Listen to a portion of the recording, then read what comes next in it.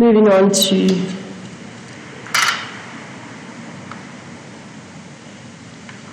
the next position of your hexagon. Let's draw it just below this here.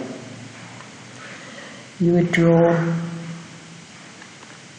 your horizontal line going across and taking your set square.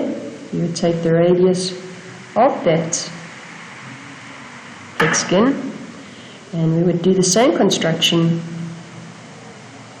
by taking that radius and marking it off on either side of that horizontal line.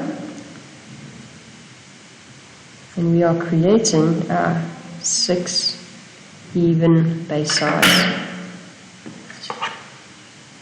This time your set square will be positioned at 60 degrees, and you can simply draw in these angles.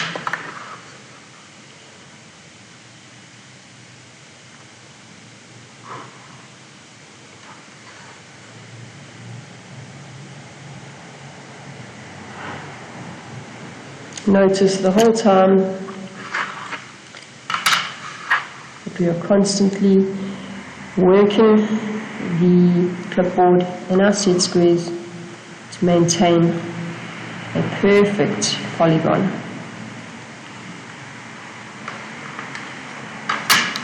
Joining 2 corners would help you find the center.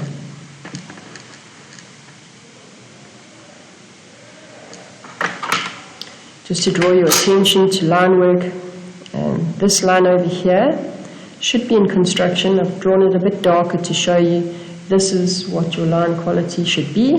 So you've got your polygon drawn in dark. Do not erase the construction lines. You will get a mark at each of these points where you have shown how you have accurately constructed your hexagon.